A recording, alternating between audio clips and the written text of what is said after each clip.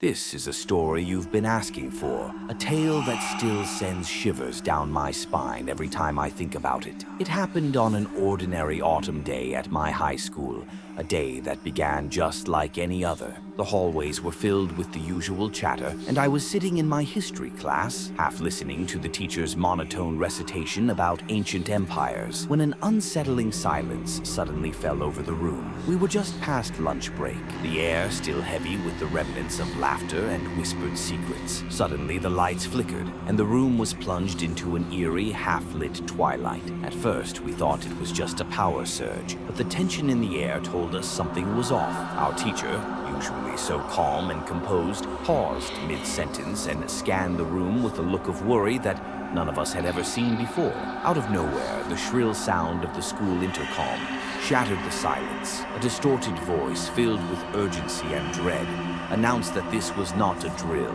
and ordered everyone to remain in place. My heart pounded as we exchanged anxious glances, realizing that the normalcy of the day had been violently interrupted. The class was instructed to move quietly to the back of the room. We huddled together, our eyes wide with fear, as our teacher hurriedly ushered us behind a row of desks. The sound of footsteps echoed down the corridor, each one growing louder and more ominous. I remember the sensation of cold sweat forming on my skin as I listened to the approaching footsteps and the occasional panicked whisper from my classmates. Then came the sound that would haunt me forever, a loud, scraping noise like metal dragging against metal, followed by frantic banging on the classroom door. A disembodied voice screamed through the halls, a mixture of terror and fury. "I'm coming for you." It was as if the very walls of the school had come alive with menace. Some of my friends began to cry quietly, their sobs blending with the cacophony of the chaos outside. For what felt like an eternity, we sat in that darkened room,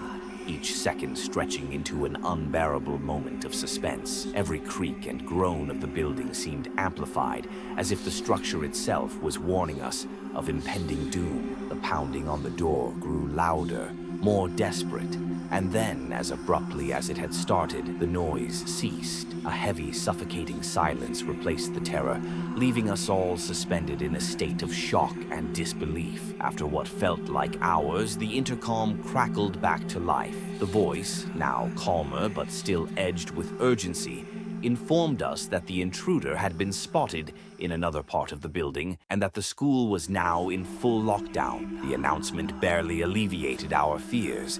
If anything, it deepened the sense of isolation and vulnerability we felt. In the days that followed, rumors swirled among the students. Whispers of a troubled man roaming the hallways, of a deranged figure with wild eyes and a haunted past. Some said he had once been a part of the school staff, while others believed he was nothing more than an urban legend come to life. To this day, I wonder if that day's terror was the result of a disturbed mind or something even darker, a malevolent force that had somehow found its way into our safe haven. That experience left an indelible mark on me, a reminder that sometimes the most ordinary places can hide the most extraordinary nightmares.